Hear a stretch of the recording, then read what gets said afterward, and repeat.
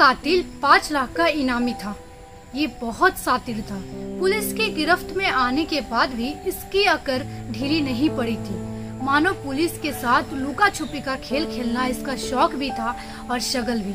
इसके चेहरे पर इतने बड़े अपराध को अंजाम देने का अफसोस नहीं था, लेकिन वह सारी चीजें धरे की धरी रह गई और यह खूंखार अपराधी एनकाउंटर में ढेर हो गया। हेलो गाइस, मैं हूं सुषमा पांडे और एस टॉक के ब्रांड न्यू एपिसोड में आपका स्वागत है। जी हाँ, उत्तर प्रदेश का मोस्ट वांटेड गैंगस्टर विकास दुबे पुलिस की गिरफ्त से भागने की कोशिश करते हुए एनकाउंटर में मारा गया।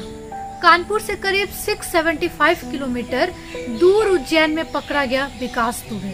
पुलिस के 8 जवानों के कत्ल का गुनहगार विकास दुबे कानपुर शूटआउट के 7वें दिन शिकंजे में आया था। पुलिस की गिरफ्त में आने के बाद भी मानो उसे किसी का डर नहीं था। वो सीना तान कर चल रहा था, जैसे उसका कोई कुछ बिगाड़ ही नहीं सकता। और क्यों नहीं, आखिर जिस पर 150 के करीब मुकदमे हो, उस पर से जब उसकी पहुंच खाकी से लेकर खादी तक बेरोक टोक हो, तो भला खुद को कमजोर क्यों समझे। और ये कोई उसका पहला संगीन अपराध भी नहीं।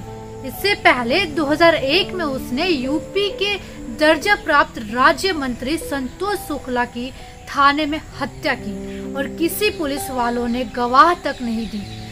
साथ ही 2-3 जुलाई की रात कानपुर के बिकड़ू गांव में 8 पुलिस वालों की जान लेने वाली कायराना वारदात को अंजाम देने के बाद जिस तरह विकास दुबे इतनी चौकसी के बावजूद भी उत्तर प्रदेश पुलिस की गिरफ्त से खुद को बचाता हुआ प्रदेश की सीमा पार करने में कामयाब हो गया और मध्य प्रदेश की सीमा में प्रवेश कर उज्जैन पहुंच गया, उससे उत्तर प्रदेश पुलिस पर सवाल उठने लगे थे। लेकिन इन तमाम बातों के बावजूद, इन तमाम चालाकियों के बावजूद विकास बच नहीं पाया।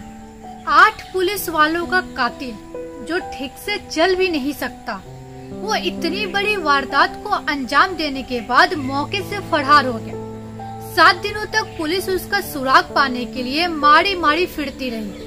इस बीच कानपुर से लेकर हमीरपुर, इटावा और तमाम दूसरी जगहों पर विकास दुबे के गुर्गों को ठोकने और ठिकाने लगाने के लिए पुलिस रात दिन एक कर देती है, लेकिन विकास दुबे के ठिकाने का पता नहीं लगा पाती। यूपी की सीमा से सटे फरीदाबाद में उसके लोकेशन के ट्रेस करने की एक छोटी सी खबर आती है, तो वहाँ भी विकास दुबे पुलिस की गिरफ्त में नहीं आ पाता। और अब जब विकास दुबे कानपुर से इतनी दूर उज्जैन के महाकाल मंदिर परिसर से बड़े ही नाटकीय ढंग से पकड़ा जाता है, तो ऐसा लगता है कि उत्तर प्रदेश पुलिस के पास हाथ मलने के अलावा कुछ बचा नहीं है। लेकिन कहानी में ट्विस्ट तो अभी बाकी था। विकास को उज्जैन से कानपुर ले जाते वक्त एसटीएफ की गाड़ी पलटती है, वही गाड़ी जिसमें विकास सवार था। विकास पुलिस से पिस्टल छीनकर भागने की कोशिश करता है, लेकिन इस बार वे भाग नहीं पाता। इस बार पुलिस की गोलियों की रफ्तार उसकी तेजी पर भारी पड़ती है और यह दुर्दांत अपराधी मारा जाता है। गैंगस्टर विकास दुबे स्वभाव से ही अपराधी था।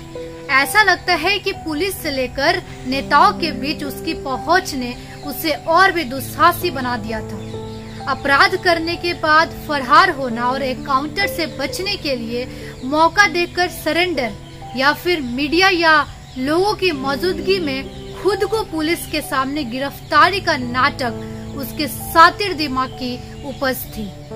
लेकिन उसका शातिराना इस बार काम नहीं आया। विकास दुबे का पहले उज्जैन पहुंचना, वहां भगवान महाकाल के दर्शन के लिए विकास दुबे का रसीद कटवाकर मंदिर में दाखिल होना, मंदिर में बकायदा दर्शन करना। लेकिन जैसा कि मंदिर में मौजूद लोगों के मुताबिक एक सुरक्षा कर्मी के शक होने पर कि ये विकास दुबे हो सकता है, पुलिस को सूचना देना और फिर जब पुलिस का कातिल विकास दुबे को पकड़ना और ले जाने के वक्त लोगों और मीडिया के बीच चिल्लाना कि विकास दुबे हूँ कानपुर वाला, उसकी सोची समझी रणनीति का हिस्सा था। देखा जाए तो विकास दुबे ये अच्छी तरह जानता था कि किसी भी मंदिर परिसर या उसके आसपास पुलिस जाकर भी गोली चलाने जैसा कोई कदम नहीं उठा सकती है। शायद इसलिए गैंगस्टर विकास दुबे ने वक्त भी सुबह 10 बजे के आसपास का चुना था, क्योंकि तब तक अच्छी खासी चहल पहल होती है। हालांकि कोरोना के चलते महाकाल मंदिर में भी भीड़ नहीं के बराबर रहती है। जिस नाटकीय अंदाज में विकास दुबे को वहां से पकड़ा गया, उससे तमाम सवाल खड़े होते हैं। लेकिन फिलहाल अब सारा ध्यान उसके एनकाउंटर से जुड़े सवालों की तरफ चला जाएगा। विकास दुबे की गिरफ्तारी को लेकर जो वीडियो सामने आया है, उसमें वो बेफिक्र नजर आ रहा था। इस दौरान भले ही विकास दुबे पैरों से ठीक से नहीं चल पा रहा हो, लेकिन उसका सातिर दिमाग अपना अच्छी तरह काम कर रहा था। लेकिन कौन जानता था कि यह सातिर दिमाग कुछ ही घंटों बाद काम करना बंद करने वाला है। कौन जानता था कि यूपी का मोस्ट वांटेड क्रिमिनल एनकाउंटर में ढेर होने वाला है। एक बात यह भी तय है कि विकास दुबे के एनकाउंटर के साथ ही इस कहानी का अंत नहीं होगा, बल्कि आगे और भी बहुत कुछ होना बाकी है। हर एनकाउंटर अपने साथ कुछ सवाल लेकर आता है। उन सवालों का जवाब आगे खोजने की कोशिश की जाएगी।